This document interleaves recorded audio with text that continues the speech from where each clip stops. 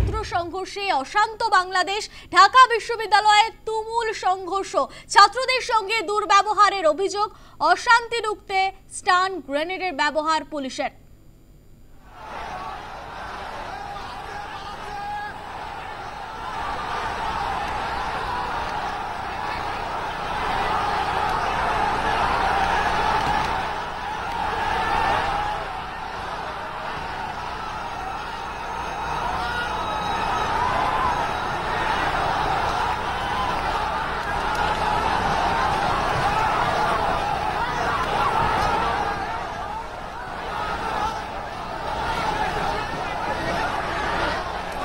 ফোনে রয়েছে আমাদের প্রতিনিধি তন্ময় সাহা। তন্ময়, ছাত্র সংঘর্ষে অশান্ত বাংলাদেশ।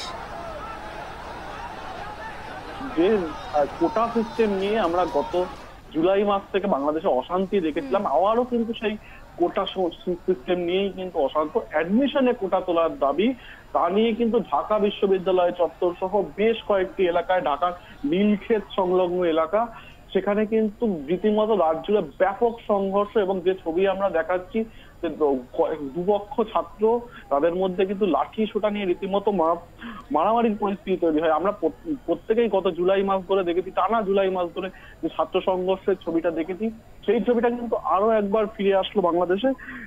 যতটা জানা যাচ্ছে যে অ্যাডমিশনের কোটা সিস্টেম, তা নিয়ে কিন্তু ছাত্র সংঘর্ষ শুরু হয় এবং শেষ পর্যন্ত এই কোটা সিস্টেমে আজ কিন্তু বেশ কয়েকটি সংগঠন তারা কিন্তু অবরোধের ডাক দিয়েছে। তো ঢাকার রাস্তায় আবার নতুন করে উত্তাপ ছড়াবে কিনা আজ, আর 11টা থেকে অবরোধ রয়েছে বাংলাদেশের সময়, সেই ক্ষেত্রে দাঁড়িয়ে নতুন করে কিন্তু একটা অশান্তির পরিবেশ তৈরি হওয়ার সময় থাকছে।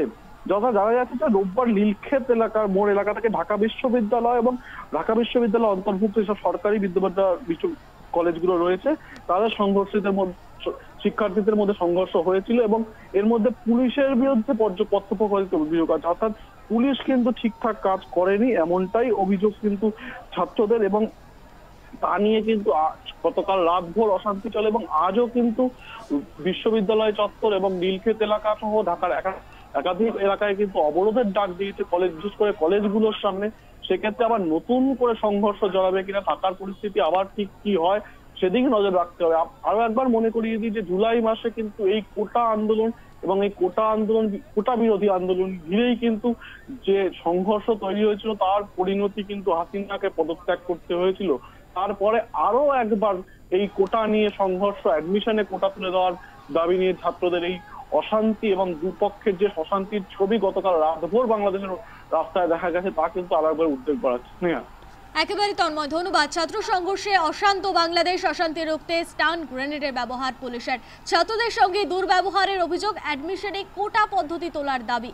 গতকাল সন্ধ্যে থেকে রাত পর্যন্ত এই ছবি উঠে এসেছে, জখম বহু ছাত্র।